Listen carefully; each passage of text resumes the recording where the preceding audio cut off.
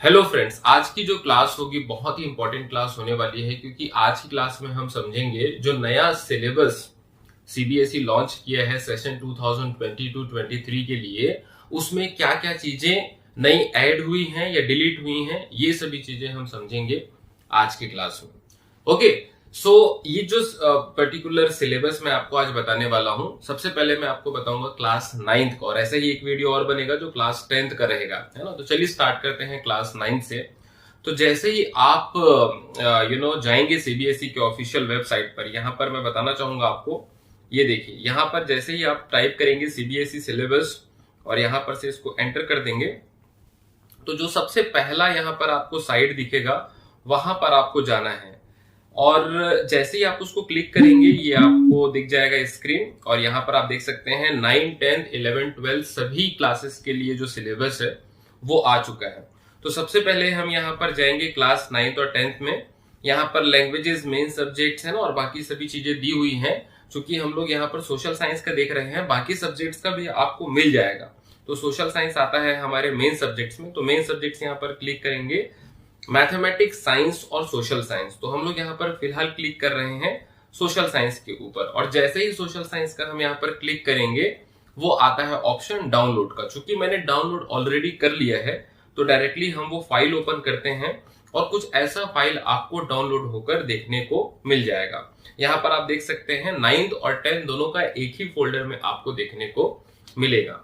तो सबसे पहले हम यहाँ पर डिस्कस करेंगे क्लास 9 के बारे में। ओके, तो सब्जेक्ट कोड आप देख सकते हैं, सोशल साइंस का सब्जेक्ट कोड होता है 087। यहाँ पर you can see the subject code of social science is 087 and this is for session 2022-23। Okay, so let's start, और यहाँ पर आगे बढ़ते हैं और डायरेक्टली हम आते हैं जो मेन कंटेंट है, मेन पोर्शन है उसके ऊपर, है ना।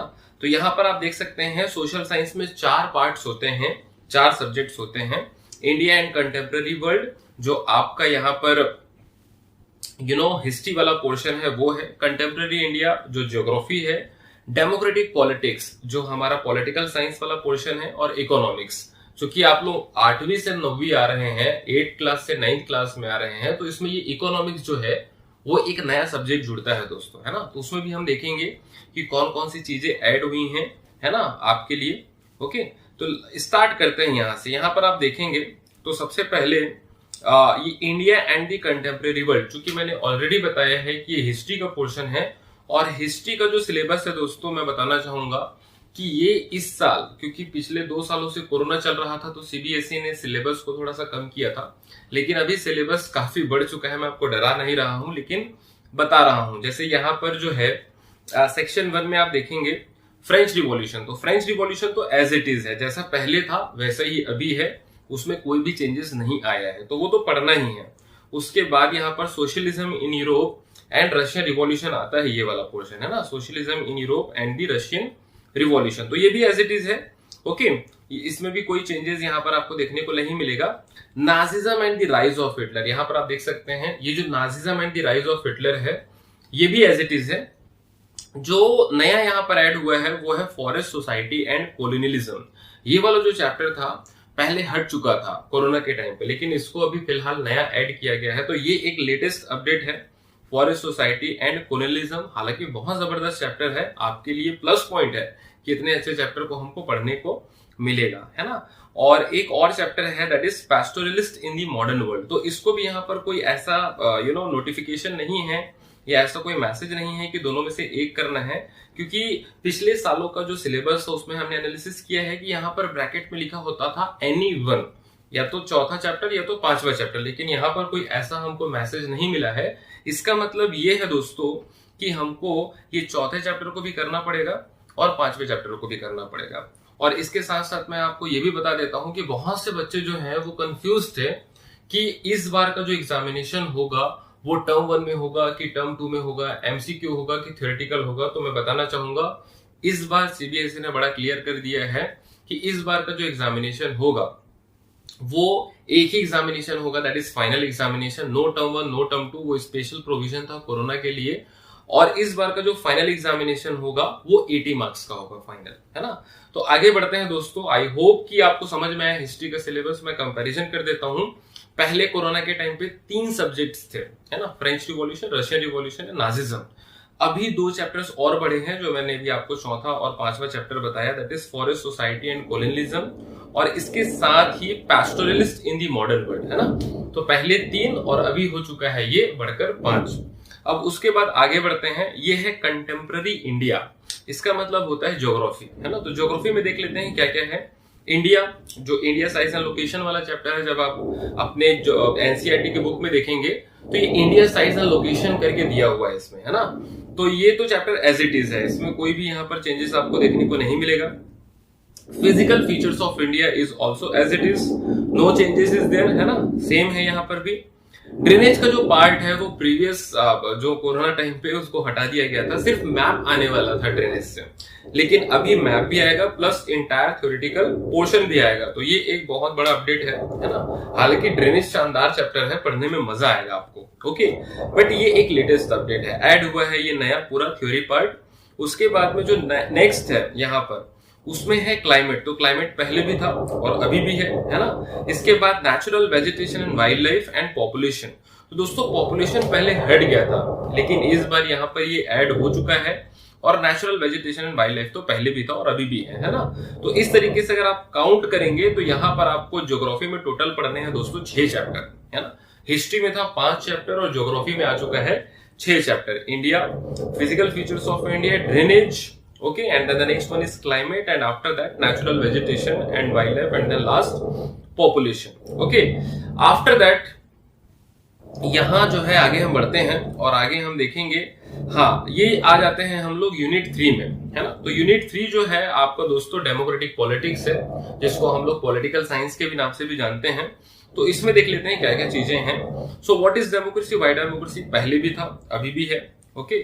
कॉन्स्टिट्यूशनल डिजाइन पहले भी था अभी भी है, फाइन। इलेक्टोरल पॉलिटिक्स पहले भी था अभी भी है, नो चेंजेस एट ऑल। और इसके बाद में दोस्तों वर्किंग ऑफ इंस्टीट्यूशन जो है वो पहले भी था और अभी भी है, और जो नया लेटेस्ट ऐड हुआ है ये है डेमोक्रेटिक राइट्स, है ना।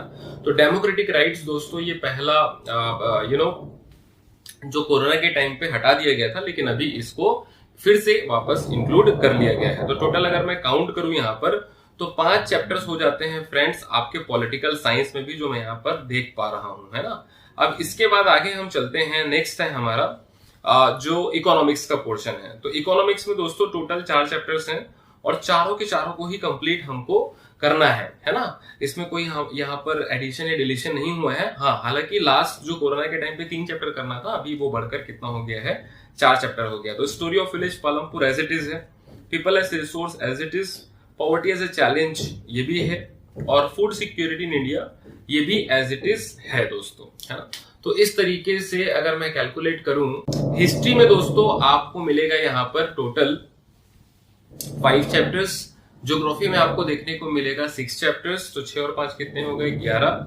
5 चैप्टर आपका है पॉलिटिकल साइंस में, तो 11 और 5 हो गया 16, और 4 चैप्टर्स आपका है इकोनॉमिक्स में। तो इस तरीके से टोटल 20 चैप्टर्स हम एंजॉय करेंगे इस पूरे सेशन में, बड़ा ही मजा आने वाला है दोस्तों, है ना।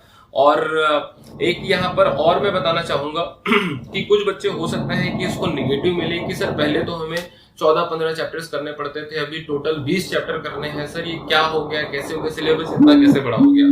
तो दोस्तों मैं आपको बताना चाहूंगा, इसको आप निगेटिव में मत लीजिए, आप ऐसा समझिए कि आपके जो सीनियर्स थे उन्होंने कम नॉलेज गेन किया है, क्योंकि जो चैप्टर्स हटे थे वो वाकई में बहुत बेहतरीन चैप्टर्स थे अपने आप में, है ना। जैसे पॉपुलेशन एक एवरग्रीन चैप्टर है दोस्तों, उसमें का जो कंटेंट होता है वो हमेशा आपको मदद करेगा, है ना। अब जो चैप्टर्स है फिर से ऐड हो चुका है, तो ये आपके लिए बड़ा पॉजिटिव चीज है कि इन चीजों को हम फिर से एंजॉय करने वाले हैं, है ना।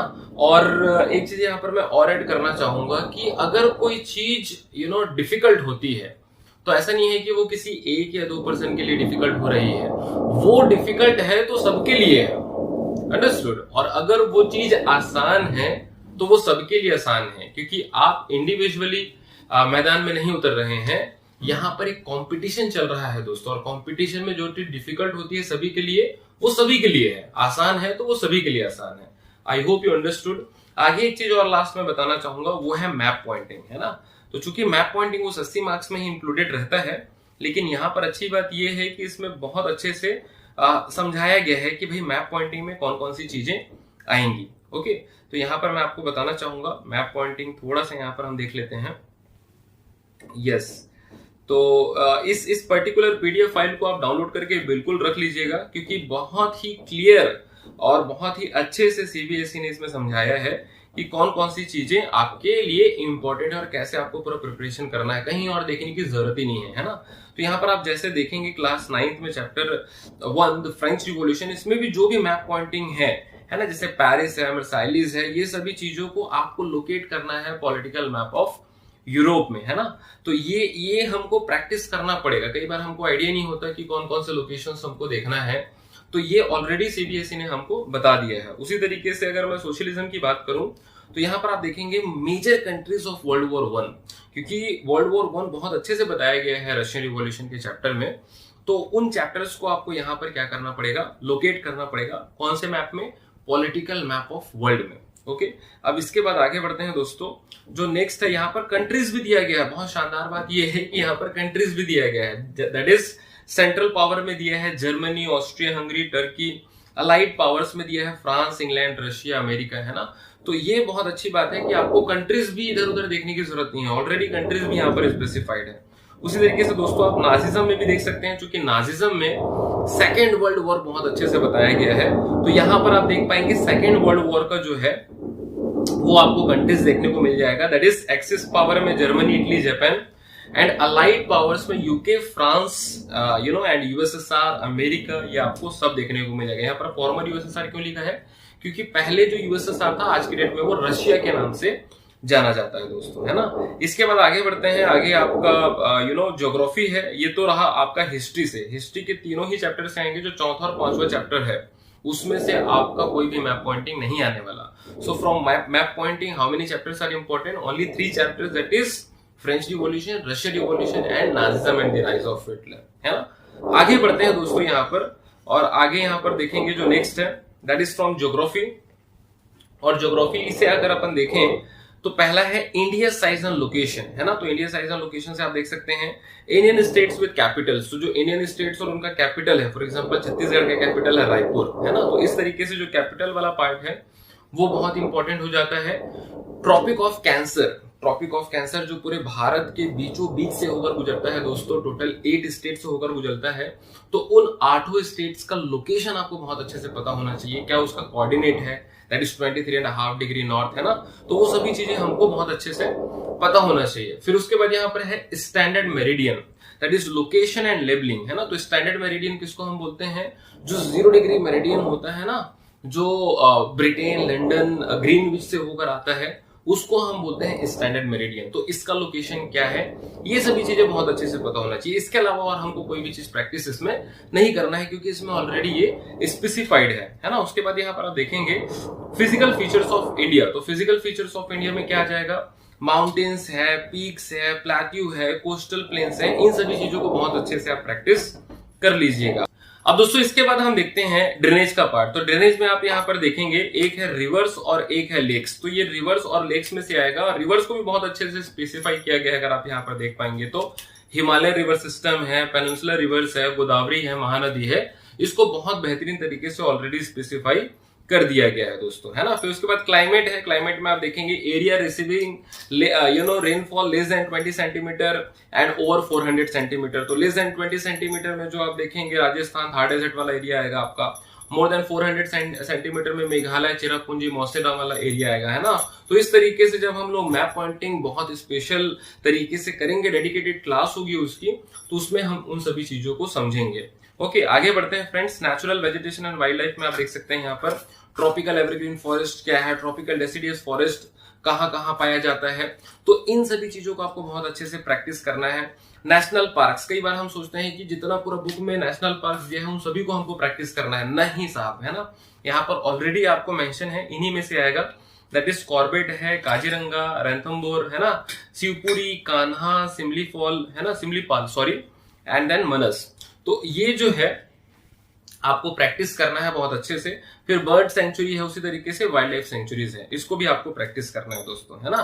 फिर पॉपुलेशन वाले में आप जाएंगे location and labelling the state having highest and lowest density of population. तो इसमें क्या दिया जाएगा कि आपको एक हिंट पहले से दे दिया जाएगा, उस हिंट के आधार पे आपको उसको पर्टिकुलर चीज को फाइंड करना पड़ेगा। जैसे कि यहाँ पर अगर दे दिया जाए the state with the highest population, तो वो क्या है, उत्तर प्रदेश है ना। The state with the highest population density, तो वो क्या हो जाएगा, बिहार हो जाएगा दोस्तों। तो इस तरीके से यहाँ पर आपको देखने को मिल जाएगा। और एक चीज बहुत अच्छी बात यह है कि मैप पॉइंटिंग सिर्फ और सिर्फ हिस्ट्री और ज्योग्राफी से आता है, पॉलिटिकल साइंस और इकोनॉमिक्स से बिल्कुल भी कोई मैप पॉइंटिंग क्वेश्चन नहीं आता क्लास 9th और क्लास 10th में। Okay, so that is very very important thing, है ना। यहाँ पर जो लिस्ट ऑफ बुक्स हैं वो आपको दिया हुआ है, जो कि बेसिकली एनसीईआरटी की बुक्स हैं। आपको एनसीईआरटी की बुक भी ऑनलाइन फ्री ऑफ कॉस्ट देखने को मिल जाएगा, है ना। मार्केट से आप परचेज कर सकते हैं हार्ड कॉपी। ओके, तो ये सभी चीजें जो हैं हमने ऑलरेडी समझ लिया बहुत अच्छे से, और बहुत बेहतरीन तरीके से दोस्तों हम सभी चीजों को एंजॉय करेंगे। आई होप कि आपको पूरे सिलेबस का एक अच्छा ओवरव्यू यहाँ पर मिला है। और all the best for your upcoming session. Thank you so much, bye bye, take care, thank you.